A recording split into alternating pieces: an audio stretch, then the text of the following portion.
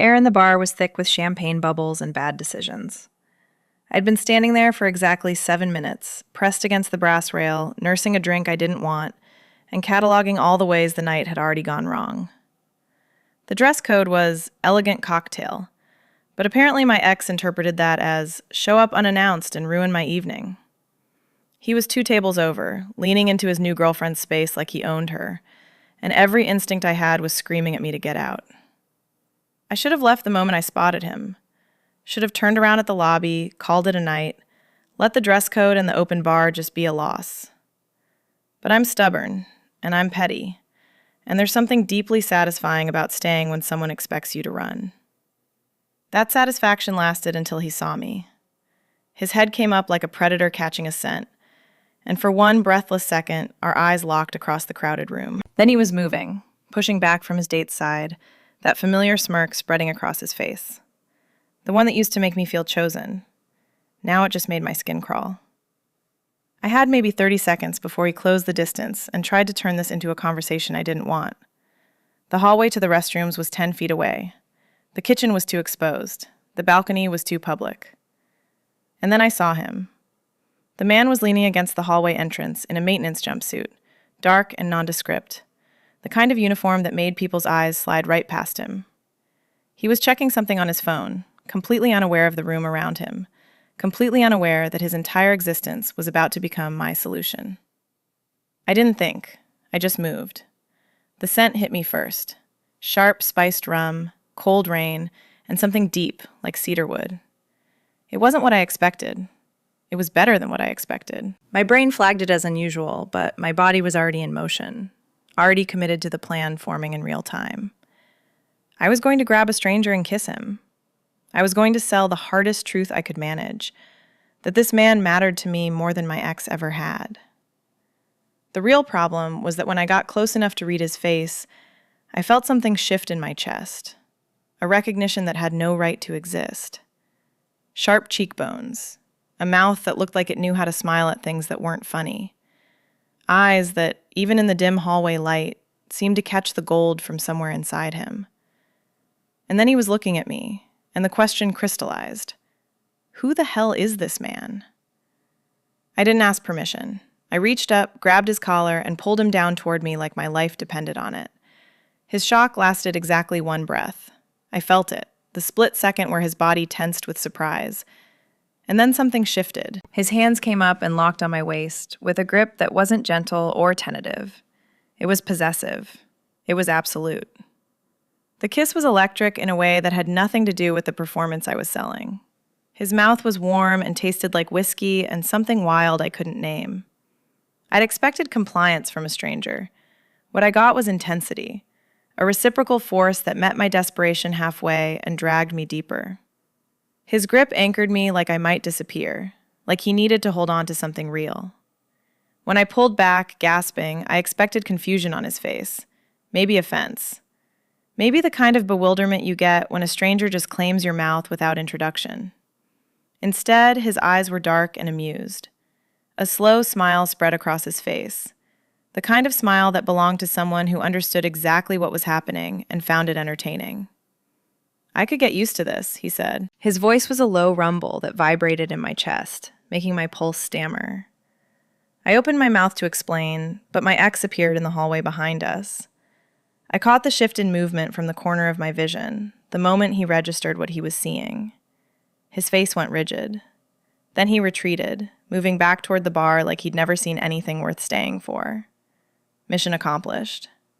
Except his hand never left my waist. "Want to tell me what that was about?" he asked, and the question was sincere beneath the amusement. I couldn't stop noticing the heat radiating from him, the way he smelled like he owned the space, like the hallway had recognized him and rearranged itself around his presence. My body hadn't stopped shaking, and I couldn't blame it on adrenaline anymore. I didn't actually plan what happened next. He just suggested we move somewhere more private to keep up appearances. And before I could process the logic of that statement, he was guiding me through a service corridor with his hand on the small of my back. The touch was casual, like he'd been doing this for years, guiding strangers through hotel hallways, kissing them in dark corridors, inviting them to gala events they'd never been invited to. We slipped through a pair of polished doors, and the world shifted. The upscale hotel's private event space was in full swing, a gala that looked like it cost more money than I'd seen in my entire life. Crystal chandeliers caught the light and threw it across a marble floor. Servers moved through the crowd in crisp tuxedos, carrying champagne flutes that probably cost more than my rent. Women in designer gowns clustered in conversational knots, their laughter crystalline and practiced. And then there was him, still in the maintenance jumpsuit, completely out of place, completely unbothered by it. The contrast was electric. He guided me through the crowd with that same easy confidence, and people parted without him saying a word. They just moved. I watched the subtle shift in the room's energy, the way conversations quieted as we passed, the way eyes tracked our movement. It was like watching people recognize something they couldn't quite name. "I don't even know your name," I said, the realization hitting me sideways. He didn't answer. He just ordered drinks for both of us from a passing waiter without asking what I wanted. And the weird part was, I didn't mind. The drink he selected was perfect, exactly what I would have chosen if I'd been given the option, which meant either he was lucky or he was reading me in a way that went beyond surface-level observation. We ended up at the edge of the dance floor, watching the carefully choreographed movements of people who'd been trained from birth on how to exist in spaces like this. I was still in my cocktail dress, still slightly disheveled from the hallway encounter. He was still in the jumpsuit, still looking like he belonged more than any of them. "Who are you? Really?" I asked the question directly, because dancing around it felt like a waste of time. He turned to look at me, and the smile that spread across his face was slow and dangerous and certain. "Someone who's been waiting for you." The statement was absurd, impossible. My chest tightened anyway. The band shifted to a slower song, the kind that required proximity, that demanded trust. He extended his hand. I took it. The moment our palms touched, the air pressure shifted. Heavy, intentional, deliberate. It felt like the world had been waiting for that contact as badly as I had. We moved into the crowd, and I realized people were watching us, whispering. His hand on my waist was possessive in a way that should have felt controlling, but instead felt like relief, like finally admitting something I'd been carrying alone. The scent of him was intoxicating up close, primal. It made my thoughts come in short sentences, short breaths. His mouth was near my ear. "You felt that, didn't you? The moment you touched me." I didn't deny it. The lie would have been obvious. A man in an expensive suit cut through the dance floor toward us. His face was pale, his movements urgent. He reached us, and the moment he registered who he was looking at, something shifted in his expression. Respect mixed with panic, the kind of look you give someone when you've made a terrible mistake and you're about to pay for it. "Your Majesty," he said. The words came out in a whisper, careful and low. His eyes darted to me, then back to the man in the maintenance jumpsuit. "I didn't realize you were..." My brain short-circuited. "Your Majesty?"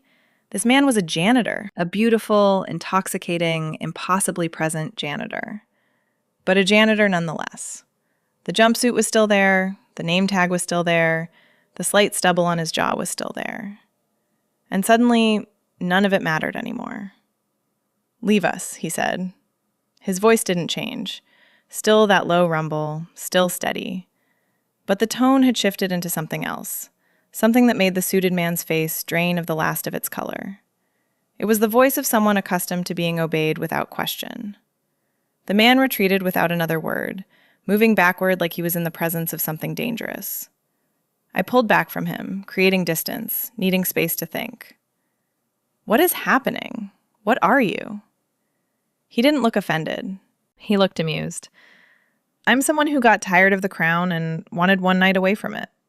One night to see if anyone would notice me without the title." The lie would have been easy to spot, but the way he said it, like it was a truth he'd been carrying alone, a weight that never got lighter, made me listen. "You're telling me you're royalty, and you chose to spend your night working maintenance at a hotel." "I chose to spend my night," he said carefully, "watching people pretend to be things they're not, wearing masks, playing roles." His eyes found mine. And then you came in like you didn't care about any of it. You just wanted what you wanted, and you didn't ask permission to take it. He stepped closer, and I didn't move away.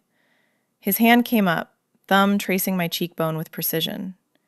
The touch was gentle. Everything else about him was controlled fury. You kissed me without knowing who I was. You didn't care about the title. You didn't care about the crown. You just wanted me. His voice dropped lower.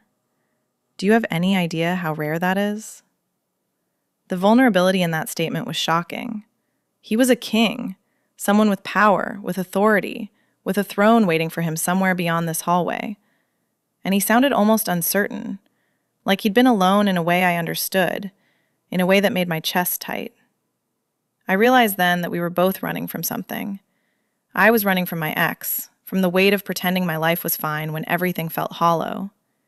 He was running from a throne, from the weight of being untouchable. He reached for my face again, both hands now, cradling my jaw like I was something fragile and precious. I need you to keep kissing me. Just for tonight. Pretend I'm still just the man you grabbed in the hallway. Pretend you don't know what I am. Pretend it's just us, and there's no crown, and no pack waiting, and no tomorrow where everything gets complicated. The request was intimate in a way that had nothing to do with the kiss itself. He was asking me to let him be human, just for a few hours. I nodded before I could overthink it. He pulled me close, and the relief on his face was unmistakable. The look of someone... We moved back toward the hallway without discussing it. The ballroom faded behind us, and the music became distant, a soundtrack to a life that didn't belong to us anymore. The same hallway where it started. Everything was exactly as it had been, and absolutely nothing was the same. The lights were softer now, or maybe I was just noticing details I'd missed the first time. The way the sconces caught the sharp angles of his face, the rise and fall of his breathing, controlled, but not quite. The slight tension in his shoulders, like he was holding something back. He pinned me against the wall, but this time it was deliberate, intentional, completely different from the urgency of before. His hands came up slowly, mapping the curve of my waist, the length of my ribs, the arc of my spine. The kiss was slower this time, deeper, like he was memorizing the shape of my mouth, the taste of my breath, every detail he might need to survive the morning without me. I was shaking, and it had nothing to do with adrenaline anymore. This is insane, I breathed against his mouth. I don't even know your name. He pulled back just far enough to look at me. The hallway light caught the gold in his eyes. He said it, a name that sounded like it belonged to old stories and ancient power. The kind of name that made sense for someone who'd been waiting for something his entire life. I repeated it, tasting the shape of it on my tongue.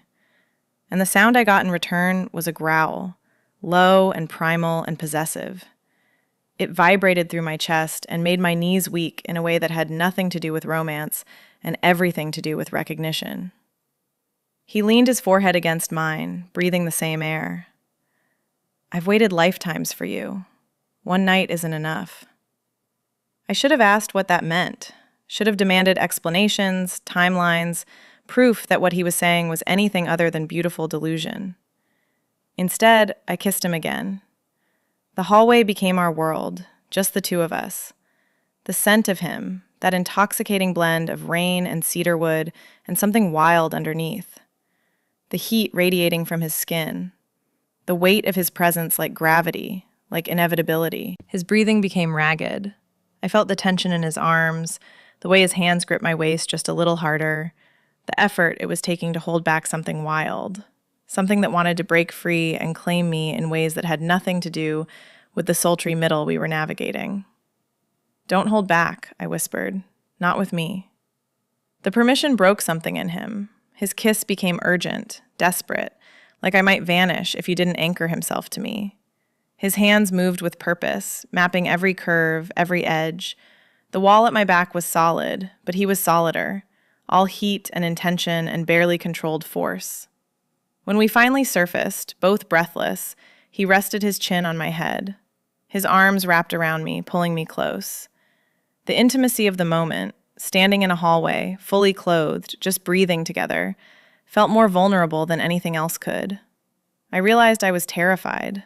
Not of him, of what this meant, of how completely I'd surrendered to something I didn't understand. He seemed to sense it because he tightened his grip. "We don't have to figure it out tonight. Just stay with me."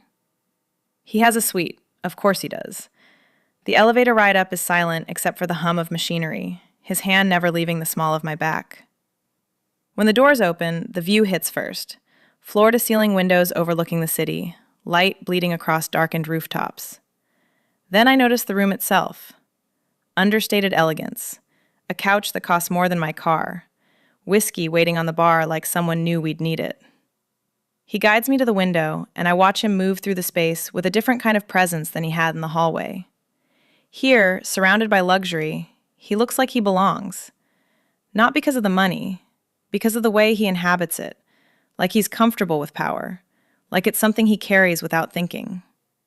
Then he removes the maintenance jumpsuit. His shoulders are broad enough that the dark shirt underneath strains slightly when he moves. His chest is defined in a way that speaks of discipline and strength. There's a scar on his collarbone, pale and old, telling a story I don't have yet. When he catches me staring, he doesn't look away. He just smiles. "Disappointed?" he asks. I shake my head, unable to form words. He pours drinks, whiskey, neat, and we stand at the window, the city sprawling below like a map of lives we're not living. The conversation shifts slowly. He asks me real questions, not surface-level things, deep questions. What do you dream about? What scares you? What would you do if you weren't afraid? I find myself answering honestly. I tell him about the weight of pretending everything's fine when nothing feels solid, about the loneliness of being surrounded by people and still feeling invisible, about the fear that maybe I'm not enough, not accomplished enough, not beautiful enough, not worthy of anything that actually matters. He listens without interrupting, his presence like a steady anchor. When I finally stop talking, he takes my hand and leads me to the couch. We settle on the floor instead, backs against the cushions, shoulders touching. He laces our fingers together. The grip is gentle, but it's claiming something. "When the sun comes up, everything changes," he says quietly. "My world will demand things. The pack will know about you. There will be complications you can't imagine." What if I'm not ready? The question comes out smaller than I intended. He squeezes my hand. "Then I'll make them wait. But I won't let you go. I can't. I've spent lifetimes looking for you, and I'm not losing you to something as simple as timing." The certainty in his voice should terrify me. Instead, it feels like the first honest thing anyone's ever said to me. Like I'm finally being seen by someone who understands what it means to be tired of performing. I lean my head on his shoulder, and he wraps his arm around me, pulling me close. His chin rests on the top of my head. The silence between us is comfortable, heavy with unspoken promises. Outside, the city glitters and moves and doesn't care about two people sitting on a hotel room floor, holding onto each other like they found something they didn't know they were searching for. The night deepens around us. Somewhere in the distance, a clock ticks toward dawn. Around 4 a.m., his phone started buzzing. Not once, not twice. A relentless vibration against the marble nightstand that pulled us both into the sharp edges of reality. I watched him ignore it at first, his arm tightening around me like he could will the world to stop existing if he just held on hard enough. But it didn't stop. "Answer it," I said quietly. The words felt like betrayal even as they left my mouth. He exhaled against my hair, then reached for the phone. The conversation that followed was terse. Short bursts of words that told me everything I needed to know without hearing the other side. There was a problem with the pack. His absence was causing fractures. Someone had challenged the hierarchy.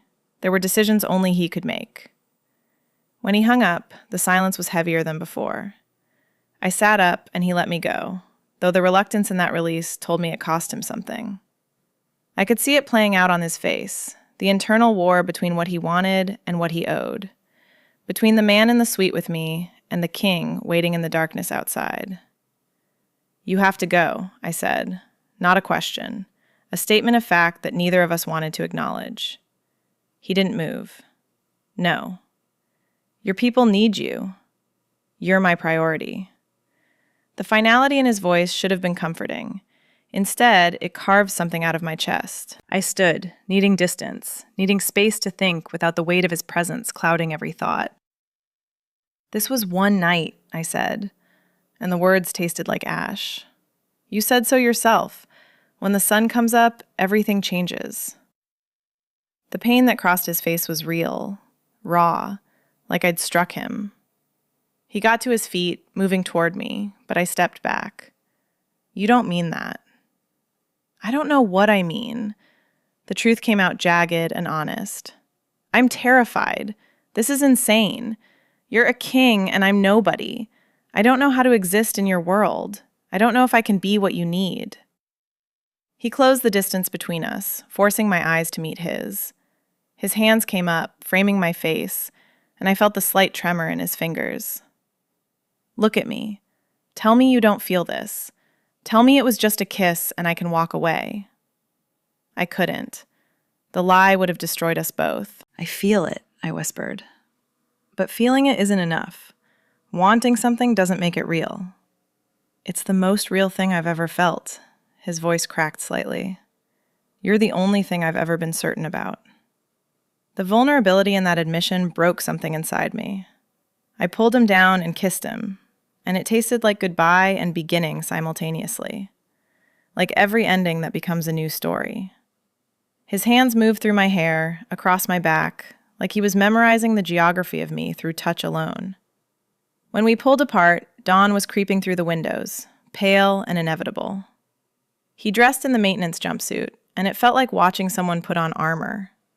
The costume that had started as a joke now felt like a shield, a barrier between the man I'd held and the king he had to become. At the door, he turned back. "Come with me. Not tonight, but soon. When you're ready." I didn't answer. Couldn't promise what I wasn't sure I could deliver. He left, and the suite emptied out with him. All that heat and presence and certainty, walking through the door and disappearing into the hallway. I stood at the window, watching the city wake up, feeling like I'd split in two. Half of me wanted to chase him. Half of me was terrified of where that chase would lead. Back in my apartment, everything was exactly as I'd left it. Same coffee cup on the nightstand, same unmade bed. Same view of the fire escape and the street below, where people were living their normal lives, unaware that mine had shifted on its axis. But the moment I walked through the door, I knew nothing would ever be exactly the same again. I couldn't stop replaying the night, the hallway, the kiss that felt like a recognition I didn't know I needed, the way he'd held me in the suite like I was something fragile and precious, something worth losing a kingdom over. I tried to convince myself it was a fantasy, a beautiful aberration, something that doesn't survive the morning light. A fever dream I'd woken from, and now I was supposed to just continue existing like it never happened. But his scent was still on my skin. I couldn't bring myself to shower it away. For 2 days, I walked around wrapped in the ghost of spiced rum and cedarwood, like carrying the evidence of him close enough would keep him from disappearing completely. My roommate asked if I was feeling okay. I lied and said yes. On the 3rd day, I Googled him. Carefully, paranoid, like the act of searching might alert him to my weakness. The results confirmed what I already knew. He was real. More than real, he was legend. King of the Northern Pack, ruler of territories that covered 3 states and operated under laws that had nothing to do with the ones printed in human history books. There were photographs of him in formal wear, looking distant and untouchable, a man forged from old power and older bloodlines. His expression in those photos was closed off, isolated, like he'd learned early on that vulnerability was a liability. But I remembered his face in the suite, the way his eyes had softened when he looked at me, the slight tremor in his hands when he'd asked me to stay, the vulnerability of a king admitting he'd been alone. My phone buzzed on the 4th day. An unknown number.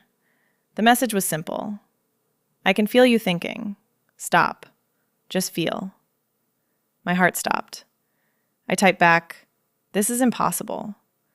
The response came within seconds. "So was finding you. And yet?" I didn't respond, but I didn't delete the message either. I read it over and over until the words stopped making sense and just became proof that he was real, that I hadn't imagined him. Days passed. I tried to move forward. I went to work, went through the motions, smiled at the right moments, and laughed at the right jokes. But I wasn't present. I was still standing in that hallway, still tasting whiskey and wild, still feeling the weight of his certainty that we belonged together.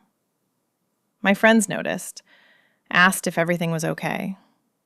I lied and said yes. At night, I pulled up his message and read it, over and over. I thought about what he'd said in the doorway. Come with me when you're ready. I wasn't ready. I was terrified.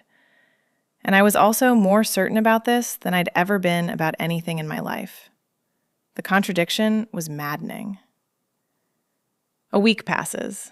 7 days of reading his message until the words blur together.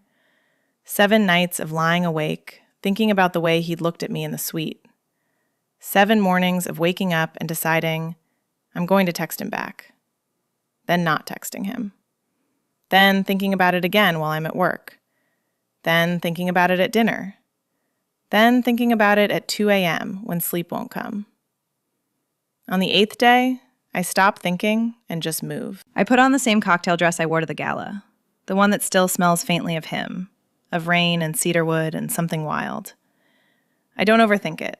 I just show up at the hotel, walk through the lobby like I belong there, and the staff recognizes me before I even reach the desk. A woman in a crisp blazer, someone I've never seen before, guides me directly to the suite without my asking. Like they've been waiting, like she knew I'd come. He's there, standing at the window overlooking the city, wearing formal wear now, a dark suit that fits like it was sewn onto his body. He's a king in his throne room, all presence and controlled power. But the moment he hears the door open, the moment he turns and sees me standing there in the dress he remembers, his entire expression softens. I'm here, I say. The words spill out before I can overthink them. I don't know what that means yet, but I'm here. He closes the distance between us in 3 strides. That's all it takes. 3 strides and he's pulling me close, and his mouth is on mine, and nothing matters except the fact that I came back. The kiss tastes like promise, like beginning, like surrender, but not the kind where you lose, the kind where you finally stop running. When we pull apart, he holds my face in his hands, his thumbs tracing the line of my cheekbones. His eyes search mine. I need you to understand what you're choosing. This life, the pack, me. It's not simple. It's not safe. There are rules you don't know yet, dangers you can't imagine, expectations that will demand everything from you. I nod. I know, but I'm not asking for simple. I'm not asking for safe. I'm asking for honest. I'm asking for you. His grip tightens slightly, like he's anchoring himself to me. I feel the tension in his body ease, the release of something he's been holding for a long time. He pulls me to the couch and starts talking about the pack, about what it means to be bonded to a king, about the weight and the wonder of it, the responsibility, the loyalty, the way a mate, his mate, becomes the center of gravity for everything else. I listen. With each word, I feel myself settling into a certainty I didn't know was possible. This is right. He is right. This life, however terrifying, is exactly what I need. He takes me to the window, shows me the city sprawling below. All of this is yours now, if you want it. I don't want the city. I want him. The way he looks at me like I'm the only real thing in a world full of illusions. The way he makes me feel seen. I tell him so, and his expression shifts into something raw and possessive. He lowers his head, inhales the scent of my hair like he's breathing me in. Say my name again. I do. His name on my tongue makes something primal shift in his expression, the slight tremor in his hands, the deepening of his breathing. I understand then what power I hold, that a king, absolute and untouchable, becomes vulnerable when I look at him. I reach up, trace his jawline with my fingertips. Keep kissing me. It's an echo of his request from the hallway. But this time, it's not a plea, it's a promise. Morning light filters through the windows, soft and inevitable. We're tangled together on the couch, my head on his chest, his arm wrapped around me like I might disappear if he lets go. I can hear his heartbeat, steady and real and present, the rhythm of him. I trace patterns on his chest, feeling the solid mass of him beneath my fingertips. He's awake, watching me with an expression that makes my pulse quicken. There's no performance in his face now, no distance, just a man who's found what he didn't know he was searching for. I want to take you to meet the pack, he says quietly. I want them to know you're mine. The possessiveness should feel controlling, should feel like a threat. Instead, it feels like being chosen, like finally mattering to someone who actually matters. I nod and he pulls me closer, his hands splayed across my spine, anchoring me against him. What happens now? I ask. What's the plan? He laughs, a real, genuine sound that vibrates against my ear. There is no plan.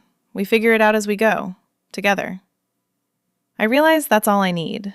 Not certainty about the future or guarantees about what comes next, just certainty about him, about the way his arms feel around me, about the fact that he's choosing to stay. When we finally get up to leave, he takes my hand before we reach the door. His grip is gentle but absolute. You changed everything. You know that, right? I squeeze his fingers. Good. I like the man you are when you're not wearing the crown. He smiles, and it's the smile of someone who's finally found his way home.